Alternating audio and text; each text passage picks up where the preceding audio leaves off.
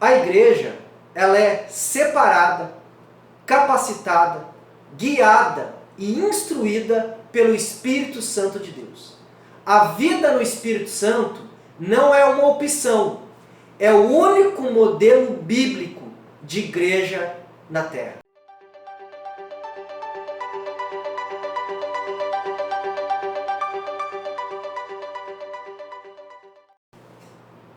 A graça e a paz. Eu sou o professor Anderson Velasque e este é o seu canal Sentinelas da Teologia. Graça e paz, bem-vindos a mais um vídeo do seu canal Sentinelas da Teologia.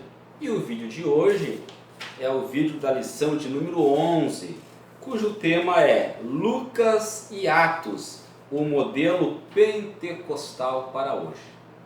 E antes de entrarmos na lição de hoje, que está palpitante, né, professor Daniel? Uma lição que nos traz alegria em poder falar dessa maravilhosa obra do Espírito Santo em nossa vida, na Igreja de Cristo.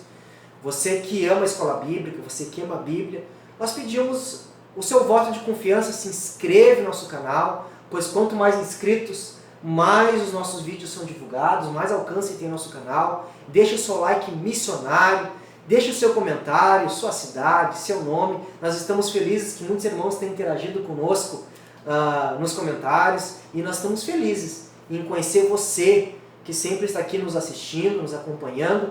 E a nossa alegria é essa, professor Daniel, servir de bênção como instrumento de Deus para você, que é professora da escola bíblica, que ama a escola bíblica. E então, nos deixe de voto de confiança, de carinho, se inscreve no nosso canal, deixe o seu like, ative o sino de notificação e você vai estar nos abençoando com essa atitude. Lição 11, Lucas e Atos, o modelo pentecostal para hoje. Nos pergaminhos originais do Novo Testamento, Lucas e Atos fazem parte de uma única compilação, né? É um livro só.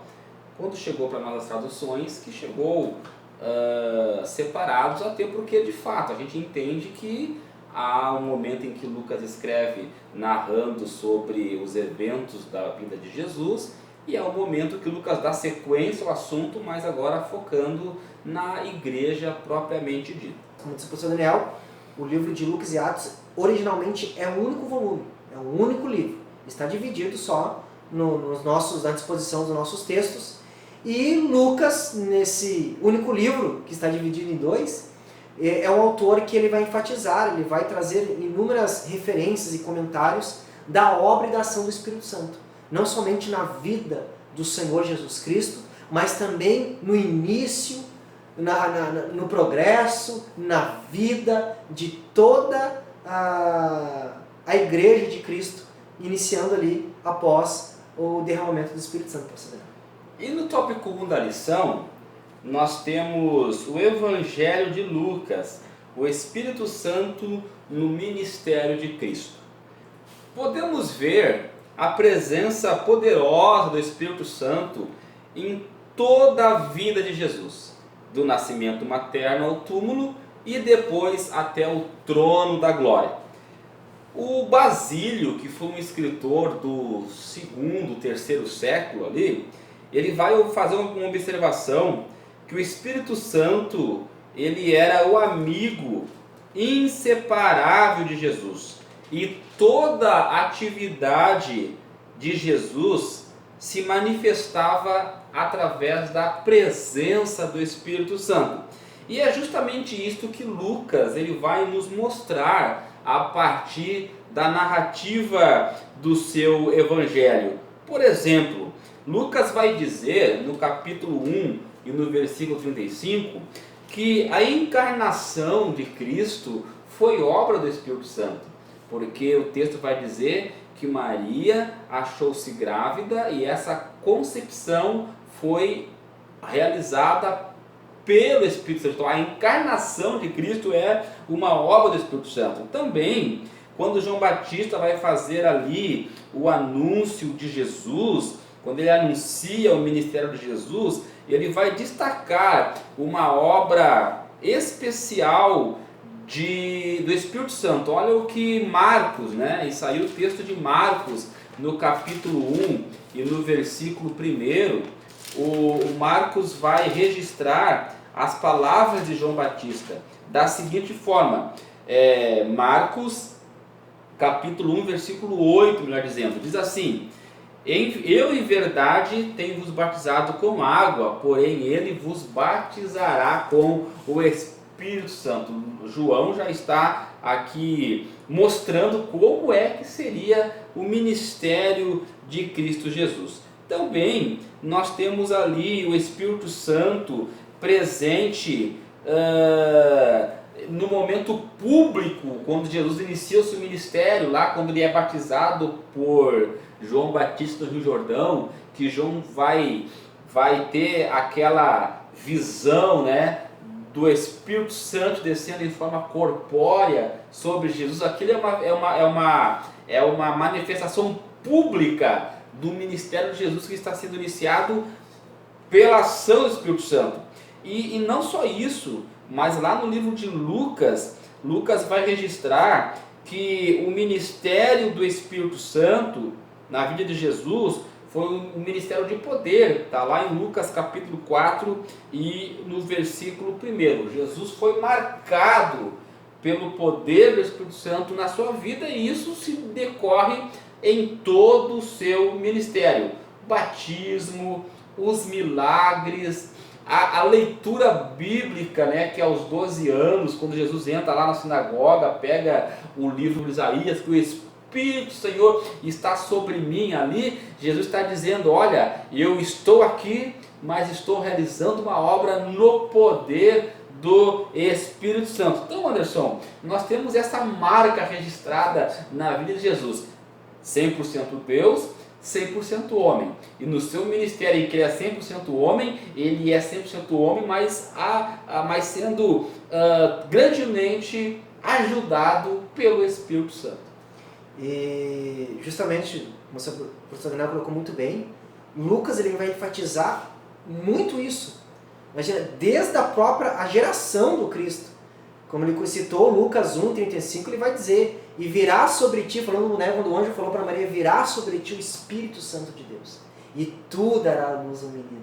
Então, mostrando que isso foi uma obra do Espírito Santo, o nascimento, o gerar. Maria, ou seja, uma moça que era virgem, teve a luz de gerar um filho pela obra do Espírito Santo de Deus. Aí lá no batismo, nós vemos que o Senhor Jesus ele é o modelo da igreja.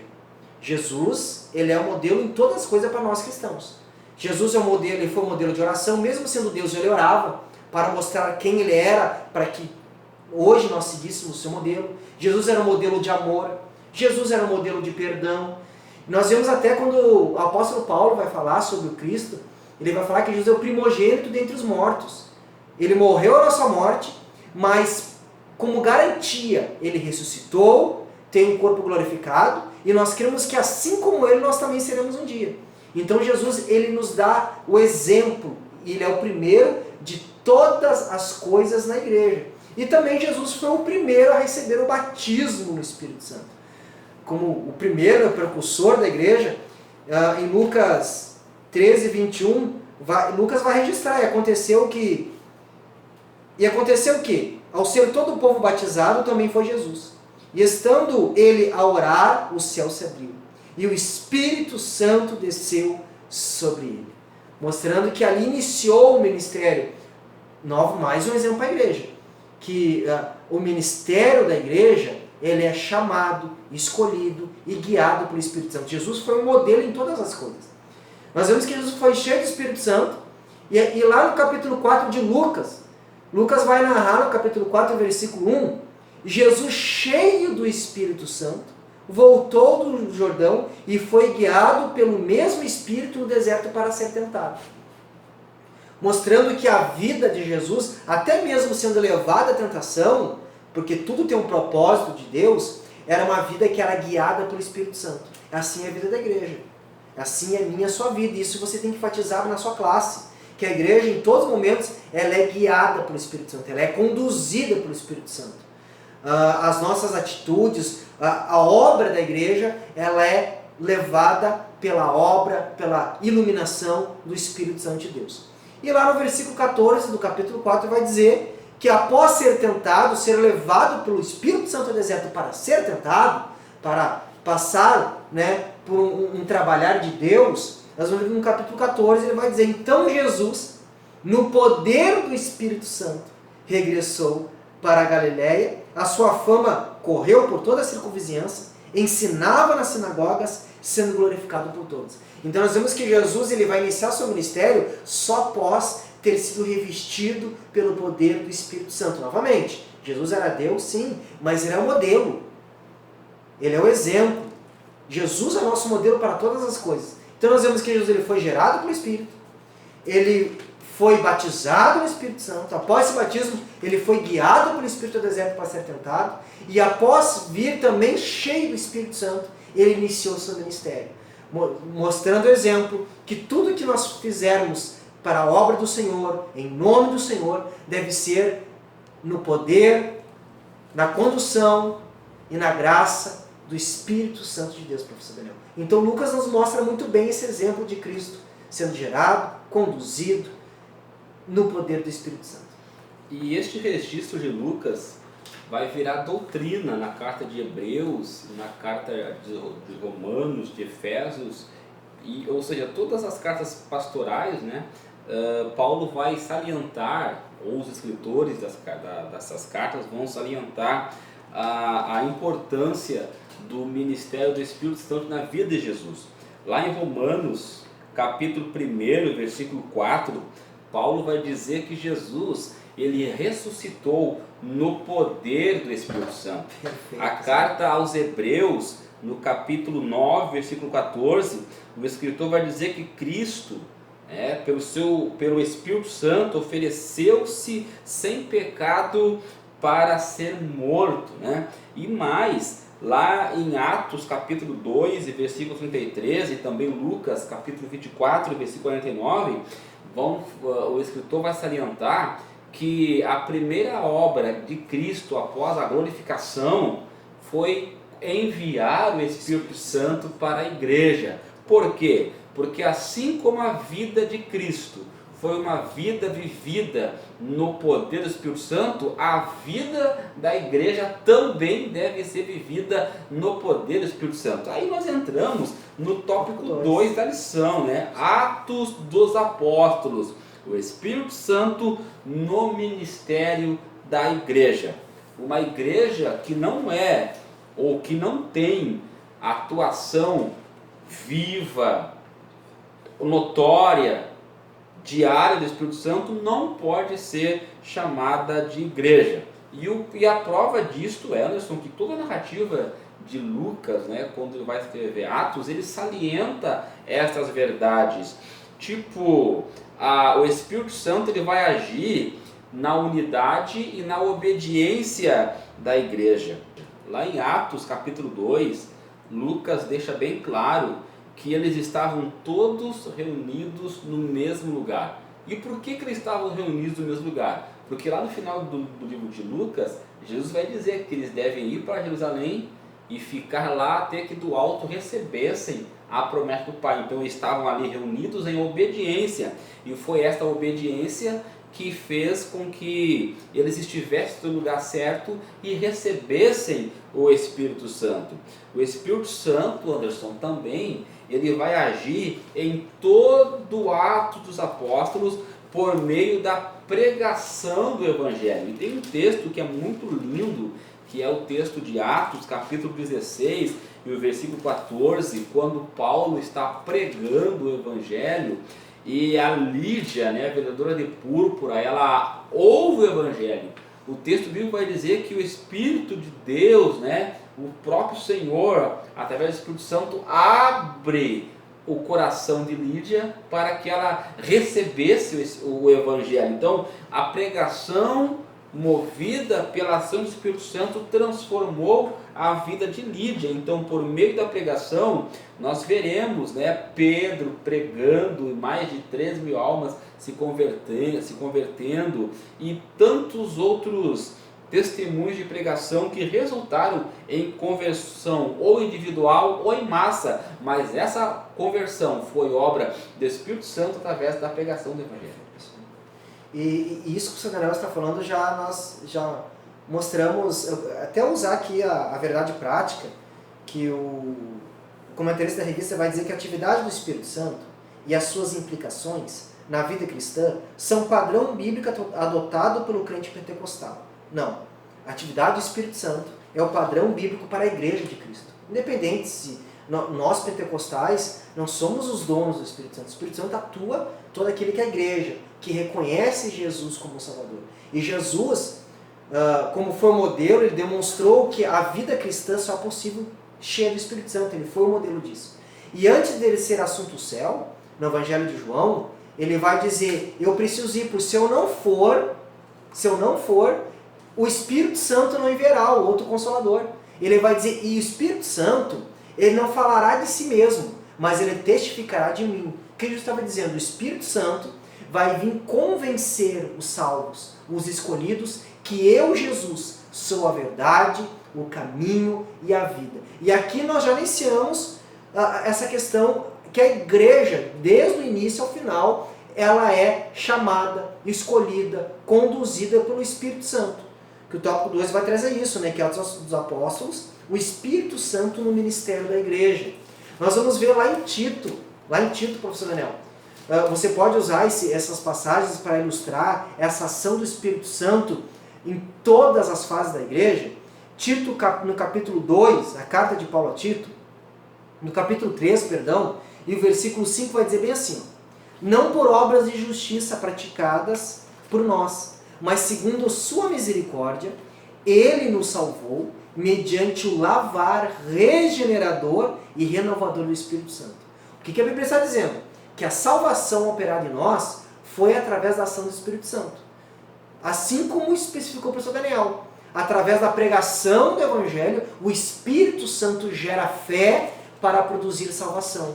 Então aqui, em Tito, capítulo 13, versículo 6, está nos embasando isso. Não fomos salvos pelas nossas obras, pelo nosso querer, mas sim pela sua misericórdia, através do quê? Do lavar renovador e regenerador do Espírito Santo.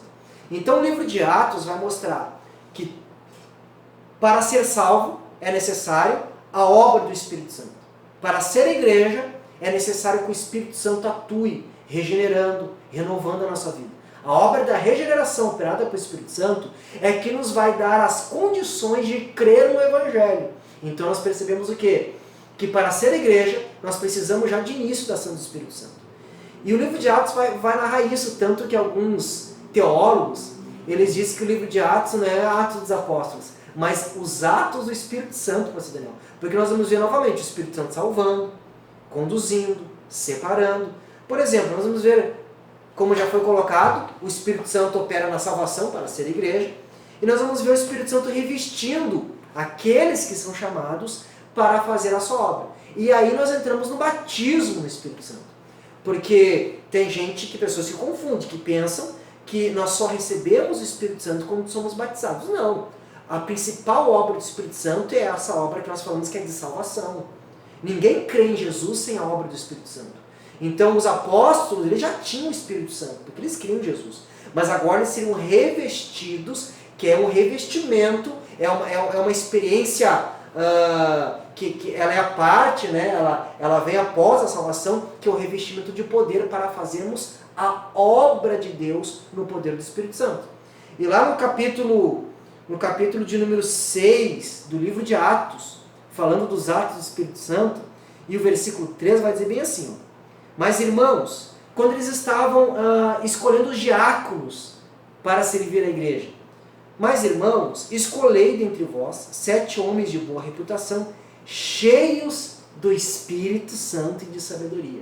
Então, para fazer a obra, devia de ser homens cheios do Espírito Santo, que tivessem recebido esse revestimento de poder, já indicando que a obra da igreja na terra não é feita na nossa força, na nossa sabedoria, mas é feita pelo poder do Espírito Santo.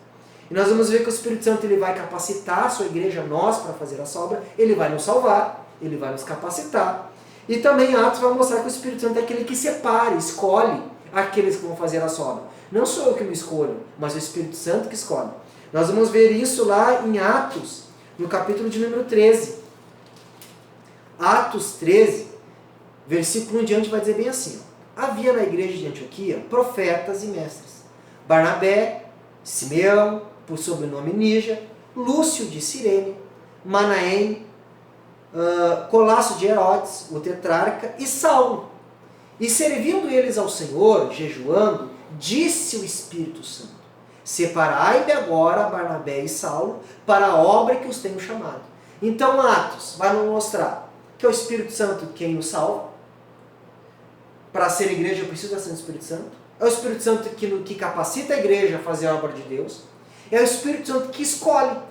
E Paulo vai dizer isso lá no capítulo 12 da primeira carta aos Coríntios, que os dons, é o Espírito Santo que reparte a cada um conforme ele apraz. Então quem dá, de onde vem o princípio, a vontade para distribuir os dons, vem do Espírito Santo. Ele que decide que dom ele vai dar para o professor Anderson, para o professor Daniel, para você, é ele quem decide.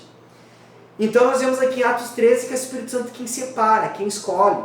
E nós vamos ver também que o Espírito Santo é aquele que guia a sua igreja na obra aqui na terra. Nós vamos ver lá em Atos, no capítulo 16 e o versículo 6, vai dizer bem assim: aqui, quando Paulo estava em uma de suas viagens missionárias, Atos 16 e o versículo 6, e percorrendo a região frígio-gálata, tendo sido impedidos pelo Espírito Santo de pregar a palavra na Ásia. Olha só, irmãos. O Espírito Santo impediu que eles fossem para a Ásia. Por quê? Porque o Espírito Santo queria que eles fossem para outra região. Então nós vemos que o Espírito Santo impede, e daí naquela noite eles terão uma visão para passar a Macedônia, que o Espírito Santo queria levar eles em outra região. Então a obra de Deus não é feita na vontade humana, mas ela é guiada pelo Espírito Santo. Então o livro de Atos nos mostra o quê? Que o Espírito, para ser igreja, nós precisamos do Espírito Santo para a salvação. É Ele que nos reveste pelo poder. É Ele quem separa os obreiros, escolhe quem vai fazer a sua obra para dar a vocação, o ministério, os dons. E nós vemos que é o Espírito Santo que guia, é Ele que impede, é Ele que conduz como deve ser feita essa obra. E também em Atos, no capítulo 10, lá a partir do versículo 44, vai narrar quando Pedro vai à casa de Cornélio, porque até então, professor Daniel, você pode chamar a atenção isso para os seus alunos, no livro de Atos, até o capítulo 10, o Espírito Santo havia sido derramado para os cristãos judeus, que criam, aqueles judeus que criam em Cristo. Mas a partir de Atos 44, o Espírito Santo vai ser derramado sobre gentios, aqueles que não eram judeus, aqueles que estavam na casa de Cornélio, que eram romanos, mostrando que o Espírito Santo, ele é para todos aqueles que creem no Senhor Jesus como Senhor e Salvador. Não era só para os judeus, não era só para os apóstolos, mas essa promessa do revestimento do Espírito Santo era para todos aqueles que criam. Aqueles que estavam na casa de Cornélio não eram apóstolos, não eram judeus, mas enquanto Pedro pregava, lá em Atos, no capítulo 16, capítulo 10, versículo 44, vai dizer que enquanto Pedro pregava, todos foram cheios do Espírito Santo. E Pedro, olhando com aqueles irmãos judeus que haviam vindo com ele, olha só, porventura eles não receberam o dom do Espírito Santo assim como nós? Mostrando que a obra da salvação, que é iniciada pelo Espírito Santo, é a obra do Espírito Santo, e estava ocorrendo na vida daqueles homens que também não eram judeus, mostrando que essa promessa é para todos aqueles que creem no Senhor Jesus Cristo. Então fica muito claro que o Espírito Santo está ativamente presente na vida da igreja. Não só habitando na igreja, habitando nos crentes, como também presidindo sobre a igreja. As decisões todas eram decisões que tinha como orientação a palavra final do Espírito Santo. Era ele quem dava toda a direção. E havia alguns elementos, Anderson, que também é obra do Espírito Santo que desperta esses desejos no crente, já que nós vamos entrar naquilo que nós chamamos, né, o que a teologia chama, da obra do Espírito Santo, o fruto do Espírito Santo, e também os elementos que estão presentes na igreja Um deles nós já falamos de forma bem extensa, que é a pregação. Mas além da pregação, a igreja ela estava em constante jejum e oração, porque lá no texto do capítulo 13 de Atos dos Apóstolos, elas estavam orando e jejuando, e o Espírito Santo disse: apartai-me a Barnabé e a Paulo, ou seja, uma igreja que tinha como ênfase a oração e o jejum, e isso tudo é a ação do Espírito Santo que nos leva a essa dependência, porque quando nós oramos e quando nós jejuamos, nós estamos dizendo: Senhor, nós precisamos de Ti. Nós dependemos. John Piper vai dizer que a oração, né, ou melhor, o jejum é a fome de Deus, né? Quando nós jejuamos, estamos querendo mais de Deus. E isso é produzido pelo Espírito Santo. Espírito Santo. E também, uma coisa importante, eles estavam unidos, né, por meio do partir do pão, ou seja, um elemento de comunhão, onde a igreja se reunia em torno da ceia para celebrar a morte de Cristo e a vida da igreja e da ressurreição. Para relembrar, né? Ou melhor, para relembrar, muito bem lembrado. E também havia temor. O capítulo 2 de Atos dos Apóstolos vai deixar isso bem claro, né? Que havia temor em cada crente.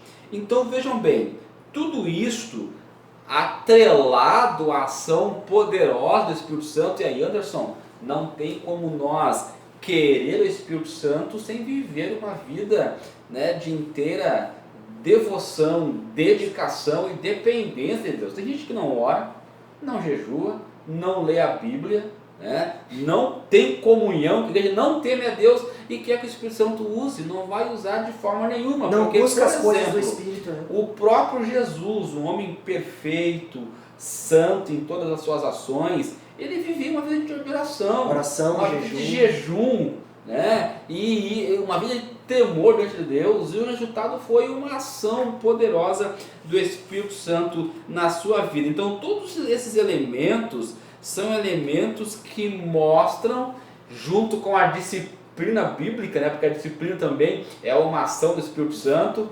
Ananias e Safira, aquele texto de Ananias e Safira deixa muito claro isto, né? Que quando Ananias e Safira tentaram mentir para os apóstolos com relação àquela venda da propriedade, a retenção de um valor, omitindo outro valor, o que Pedro diz? Vocês não mentiram a nós, vocês mentiram ao Espírito eterno, né? Ou seja, está falando do Espírito Santo de Deus. E aí o que aconteceu? A disciplina, a ação corretiva de Deus diante daquele ato. Então a disciplina é também uma ação do Espírito Santo.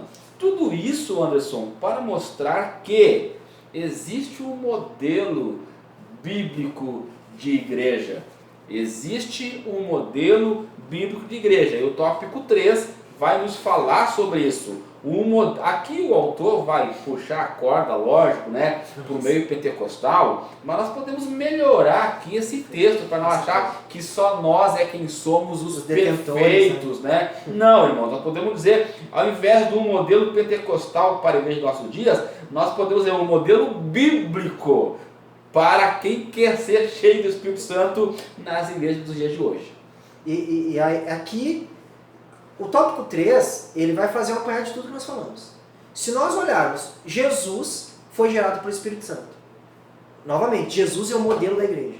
Jesus foi gerado pelo Espírito Santo, nós somos gerados, somos salvos pela obra do Espírito Santo através da pregação do Evangelho. Pelo lavar regenerador e renovador. O que é regenerar? Fazer de novo. Então nós somos gerados pelo Espírito Santo. Olha que coisa linda isso, pegando o exemplo de Cristo. Jesus foi revestido do Espírito Santo para fazer a obra de Deus, do Pai, no poder do Espírito Santo. Jesus era guiado pelo Espírito Santo. Então, e no livro de Atos vai mostrar isso. Como disse o pastor Daniel, frisou novamente Tito, a igreja de Atos ela havia sido salva pelo lavar regenerador e renovador do Espírito Santo. Paulo vai dizer isso. Não foi por nossas obras, mas o Espírito Santo gerou uma nova natureza para que nós hoje creiamos em Cristo. Aí nós vemos que o Espírito Santo é aquele que capacita a igreja para fazer a obra. O que é isso? O Espírito Santo que dá dons. Deus se manifesta com poder, curas, milagres. Deus fala através de quem? Da igreja. E isso são as manifestações dos dons do Espírito. É simples, Daniel. Pode falar. É por isso é por isso que Jesus vai orientar os discípulos: ficai na cidade de Jerusalém, até que do alto sejais revestidos de poder. O que veio do alto que os revestiu de poder? Foi o Espírito Santo que Jesus agora, quando ele é assunto aos céus, ele envia esse outro Consolador, que é o Espírito Santo, o Espírito de poder, que vai vir para dinamizar a igreja, atuar de forma plena no reino de Deus. E depois nós vemos que a Bíblia vai trazendo para a cartologia, a doutrina do Espírito Santo, que é o Espírito Santo que gera uma nova natureza, que aí vai entrar o fruto do Espírito. O fruto do Espírito é quando nós expressamos o caráter de Cristo.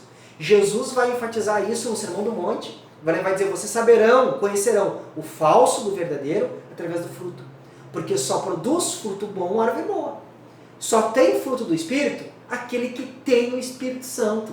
Olha que interessante você enfatizar para essa turma. Só é de fato servo, igreja de Cristo, aquele que tem o fruto do Espírito. Então, olha só, o Espírito Santo nos capacita a fazer, e é o Espírito Santo que nos faz ser igreja, nos faz expressar esse fruto, ter o caráter de Cristo.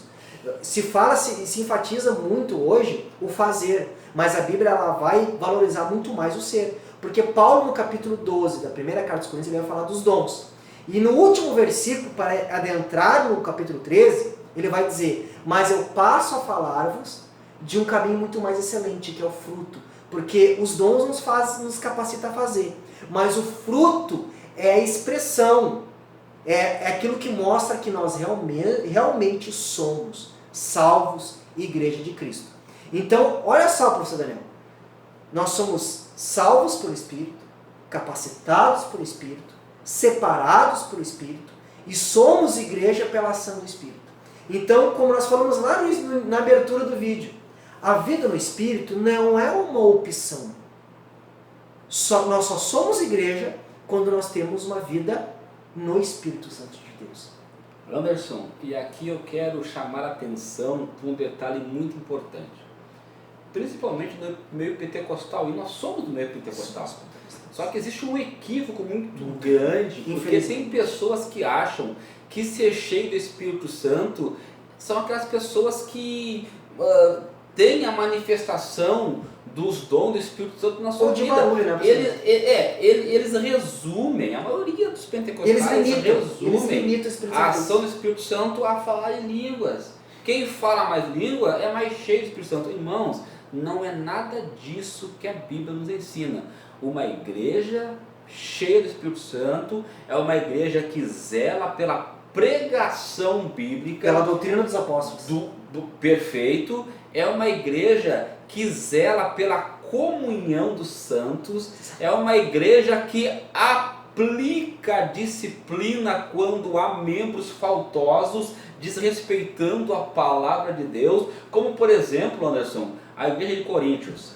Eu não vejo igreja no Novo Testamento com a manifestação de dons mais visível dos dons do Espírito Santo do que a igreja de Coríntios. Diferente da igreja por exemplo, de Filipenses, que não tinha toda essa manifestação, mas tinha fruto, tinha uma vida. E Paulo vai exaltar essa igreja porque era uma igreja que vivia a comunhão, vivia o amor, vivia a prática do evangelho, uma vida em compensação, Paulo vai fazer inúmeras críticas e repreensões à igreja de Corinto, que tinha todos os dons. Inclusive vai exigir que seja aplicada a disciplina, que aquele irmão faltoso fosse tirado, cortado do meio da igreja, e também ele organiza ali aquela falta de comunhão no momento do partir do pão, que era o momento da ceia do Senhor. Então, irmãos, uma igreja que tem uma marca em que o Espírito Santo ele é atuante, é uma igreja que então preserva a sã doutrina, a pregação bíblica tal como ela é, cultiva a comunhão, cultiva a disciplina bíblica e é uma igreja que tem como prática fundamental a adoração e o serviço ao reino de Deus. E o principal, que é o que rege o dom do Espírito, que é o amor. É uma igreja que ama Deus acima de todas as coisas, então tudo que ela faz é para a glória de Deus e ama os seus irmãos. Inclusive, as reuniões de oração, as reuniões de jejum, as reuniões de estudo bíblico, não é nada forçado. Não. É natural, conduzido como pelo Espírito. o Davi vai dizer, né? Alegrei-me quando me disseram, vamos à casa do Senhor. Ou seja, não precisa o pastor estar insistindo, irmãos, venham orar. Uma igreja avivada, uma igreja cheia do Espírito Santo, ela tem prazer nesses momentos de reunião, porque é onde a graça do Senhor vai se manifestar no coletivo da igreja. Isto é uma igreja cheia do Espírito Santo. Este é o modelo bíblico para as igrejas nos dias de hoje. O meu clamor é, Anderson, que o Senhor avive a nossa vida, que o Senhor avive o nosso ministério. E esse avivamento só vai vir quando houver um comprometimento com a palavra de Deus imbuído no Espírito Santo. Olha só, professor, que responsabilidade nós temos com essa lição. De mostrar para a igreja que o Espírito Santo ele não é limitado só a falar em línguas. O Espírito Santo dá o dom de línguas, sim, nós não estamos dizendo que não. E nós temos esse dom e que glória por isso. Mas uma pessoa cheia do Espírito Santo é aquela que expressa o fruto, o caráter do Espírito Santo. Como disse o professor Daniel, é uma igreja que ama, é uma igreja que ora, não porque é um costume orar, mas porque tem prazer na oração. É uma igreja que jejua, não porque o pastor convocou o jejum, mas porque ela tem prazer em Deus, tem fome de Deus. É uma igreja que está na palavra porque o Espírito Santo ele age por essa palavra. É uma igreja que ama, é uma igreja que adora a Deus, é uma igreja que tem comunhão. Então, nós precisamos mostrar que não é uma opção, nós só somos igreja, só é igreja aquele que é conduzido, gerado, separado pelo Espírito Santo de Deus. Independente da denominação, professor Daniel, independente da denominação, ser pentecostal não, mas é aquele que é transformado, direcionado, capacitado pelo Espírito Santo de Deus. E é para que nós, hoje, professores, amados irmãos, nós levantamos esta bandeira e este grito que a igreja precisa buscar, adorar e buscar ser cheia do Espírito Santo. É um mandamento, enchei-vos. Não era uma opção, Paulo diz, enchei-vos. Ele estava, a linguagem que Paulo usa ela é imperativa. Enchei-vos, busquem, clamem, para que vocês sejam cheios do Espírito Santo. E esse ser cheio não era para simplesmente ter uma exibição de manifestações, não. É para que a igreja tivesse fruto, amor e amasse a Cristo, porque o Espírito é quem conduz a igreja ao noivo, o Senhor Jesus Cristo. Usamos como subsídio teológico, já que nos questionaram uma certa ocasião, e que bom que nos questionaram, né? Primeiramente a Bíblia, perguntando quais são as fontes que nós usamos. Nós usamos o texto base, que é a revista da Escola Bíblica Dominical, mas nós pesquisamos a partir de teologia sistemática, a Bíblia de estudos, como por exemplo a Bíblia de Genebra, a Bíblia de aplicação pessoal, a Bíblia Thompson e também a Bíblia de estudo pentecostal. E também, irmãos, uma teologia sistemática, né? Nós usamos a teologia sistemática do Erickson e também a teologia sistemática do Wayne Grudem.